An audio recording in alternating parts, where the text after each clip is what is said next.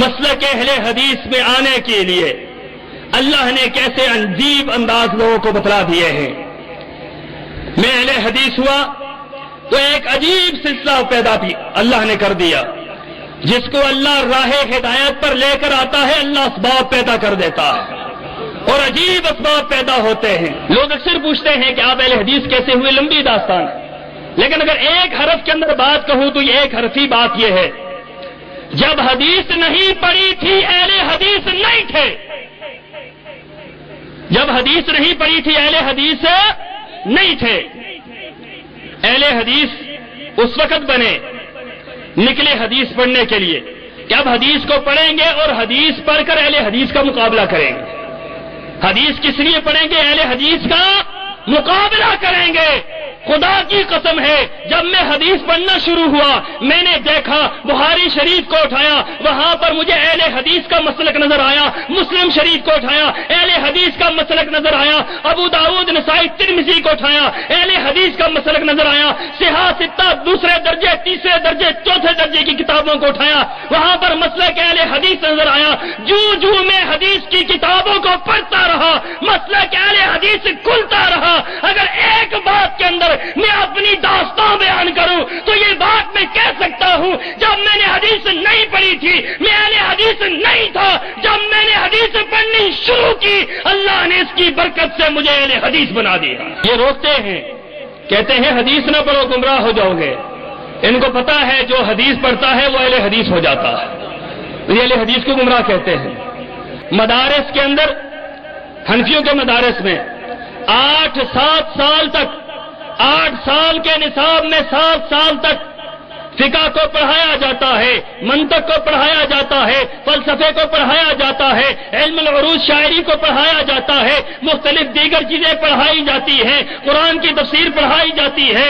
7 साल के अंदर मुख्तलिफ उलूम पढ़ाए जाते हैं। 7 साल में जब बंदा पक्का हो जाता है, जब उसका अकीदा नजरिया पक्का हो जाता है, 8वें साल में फिर सिर्फ 1 साल के अंदर हदीस की 6 किताबें सामने रख दी जाती हैं, उनका दौरा करवा दिया जाता है। और हमने पूछा अपने साथी से, हमने कहा उस्ताद जी ये बात बतलाएं, हमने फिका पढ़ ली है, अब हदीस पढ़ने की क्या जरूरत है? कहने लगे हाँ हमने फिका पढ़ा दी है, आपने फिका पढ़ ली है, अब हदीस पढ़ने की जरूरत नहीं है। लेकिन हदीस हम इसलिए पढ़ा रहे हैं ताकि बरकत पैदा हो जाए।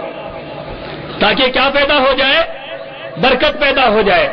हमारे यहाँ बरकत के लिए 2 गिरोह मौजूद हैं। एक कुरान को बरकत के लिए पढ़ता है, दूसरा हदीस को बरकत के लिए पढ़ता है। अमल के लिए पढ़ते, अमल के लिए पढ़े, खुदा की कसम है इनका नजरिया भी तब्दील हो, इनका अकीदा भी तब्दील हो।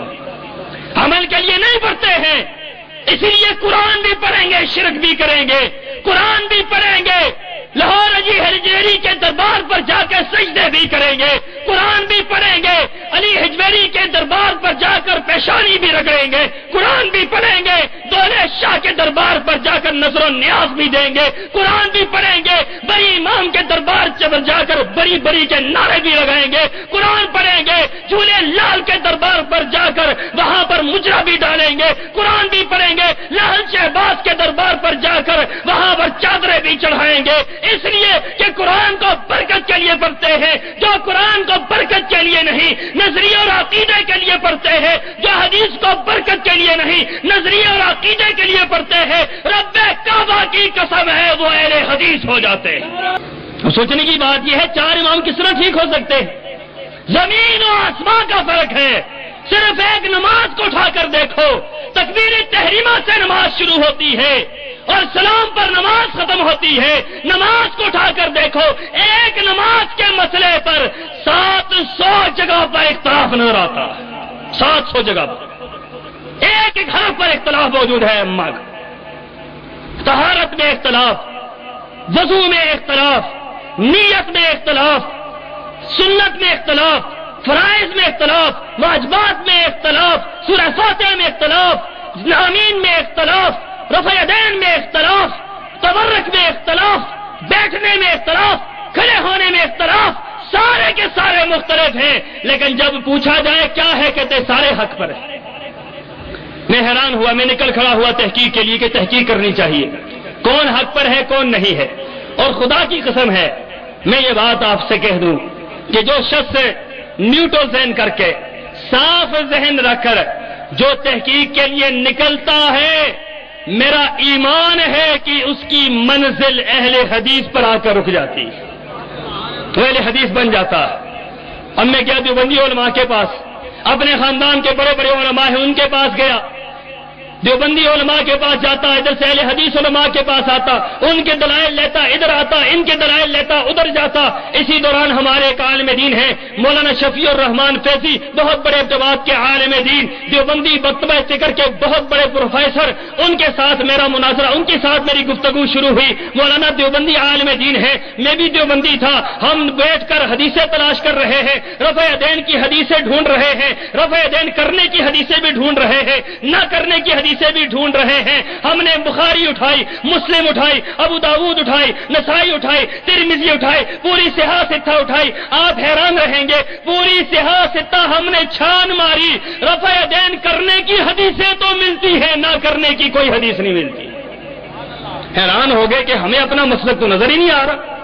بے شمار مسائل ایسے تھے جن کو لے کر پھرتے رہے۔ پھر عقیدے کی بات آتی ہے، عقیدہ جاؤ ان کی کتابوں کے اندر دیکھو، وحدت الوجود کا عقیدہ موجود، وحدت الشہود کا عقیدہ موجود، مردوں کی سماعت کا عقیدہ موجود، مردوں سے استمداد کا عقیدہ موجود، استمداد لغیر اللہ کا عقیدہ موجود، بزرگوں کے مختلف روحوں کے عقیدے موجود، مختلف انداز سے ان کی کتابوں کے اندر شرک کی بھرمار موجود ہے، بدعات کی بھرمار موجود ہے۔ جب مطالعہ کیا گیا، 4 سال اس مطالعے میں لگا رہا، 4 سال تحقیق کرتا رہا، رب کعبہ کی قسم ہے، کبھی اہل حدیث کے پاس گیا، کبھی دیوبندیوں کے پاس گیا۔ جب اہل حدیث کے پاس جاتا مسئلے کا حل ملتا، جب دیوبندیوں کے پاس جاتا، احناف کے پاس جاتا، وہاں سے دھکے ملتے۔ 4 سال کی جدوجہد کے بعد میں اس نظریے پہ پہنچا، کائنات کے اندر اگر کوئی بہترین مسلک ہے تو اہل حدیث کا مسلک ہے۔ نعرہ تکبیر، مسلک حق، مسلک اہل حدیث، علماء اہل حدیث۔ اور الحمدللہ